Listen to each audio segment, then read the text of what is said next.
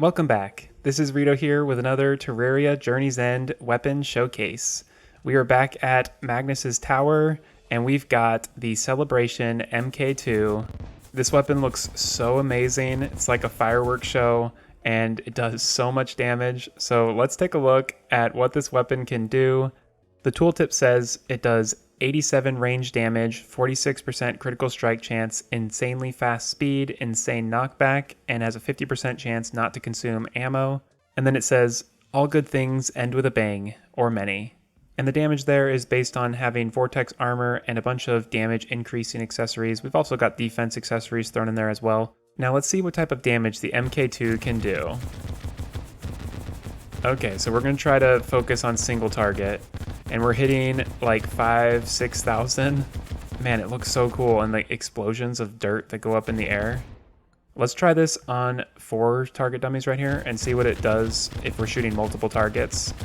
So we're doing like 19,000 damage. Really impressive. And I'm curious if this weapon homes in, so we'll definitely have to try it on some bosses and see how it performs. So this is actually the new version of the original Celebration. And here's the original Celebration. It does on multiple targets, 4,000 or 5,000. Single target, it's doing like 1,200 or so. And it's rolled to Unreal as well. So this is a huge upgrade from the original Celebration. The Celebration MK2 also uses rockets as ammo. And so I'm using Rocket 3s right now. The Celebration MK2 is actually a drop from the Moonlord, so it doesn't have a huge crafting recipe like the Zenith or anything like that. So it's kind of nice. You just need to farm up the Moonlord to acquire this amazing weapon. And I love the way the gun changes colors as you shoot. Really neat. I really quickly wanted to compare it in damage to some other ranged weapons in the endgame. Like the Vortex Beater can do about 2,500 or so, and the SDMG can do about 5,000. So this is on par with the SDMG. And so let's go take a look at how this does on some bosses. Okay, let's give this a try on just a couple simple bosses here. Summon King Slime. There he is. Yeah, instantly kills King Slime. Let's see how it does on the Eater of Worlds. The second it appears, it's dying. Man, this looks so cool. One thing I just noticed is when you shoot it, it actually arcs similar to a bow. Some of them arc more, but if you shoot it straight up, they do fall down. It's kind of interesting. They are affected by gravity. Let's see what each explosion does. So I'm just going to shoot it really slowly. So we have the pink explosion right there, and then we have the green one that shoots out in 4 directions. And the purple one, it seems to shoot multiple projectiles. And then the orange one kind of has a really tall arc. The red, kind of a short arc. Ooh, blue shoots 2. One kind of close and one shoots a little farther away. It seems to be random how it cycles between the different ones. The yellow one's cool. It shoots a star when it explodes. I really like the pink, the way it explodes there.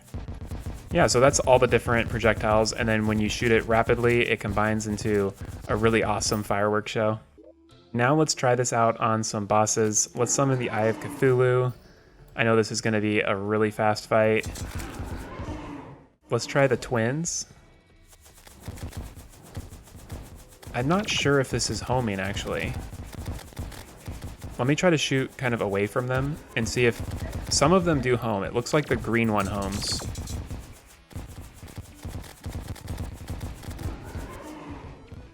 Now let's try it on Skeletron Prime and see how it goes. This is excellent. I love all of the splash damage that it's doing. Very helpful on a boss. The last thing I wanted to do is try this out on an invasion. So let's go ahead and summon the Frost Moon and see how this goes.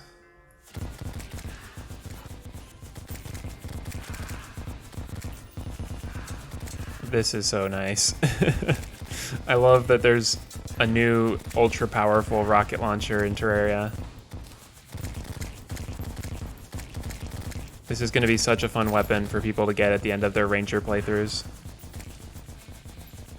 And although it's not doing the same type of damage as the Zenith, it's definitely on par with all of the Moonlord weapons, and very impressive.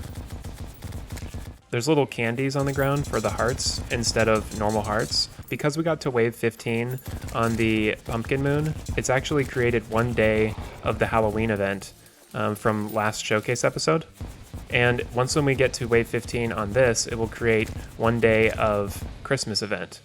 So it's a nice way to collect, you know, different presents and things that you need for, you know, kind of a completionist playthrough. So you can farm up these invasions and then activate a day of the holiday events.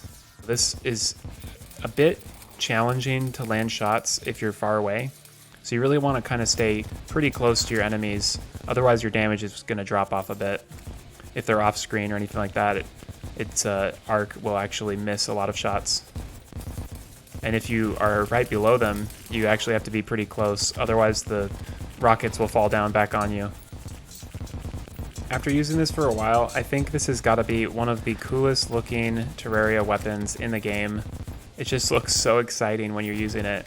Just makes me happy to see all of these fireworks and all the crazy damage that I'm doing.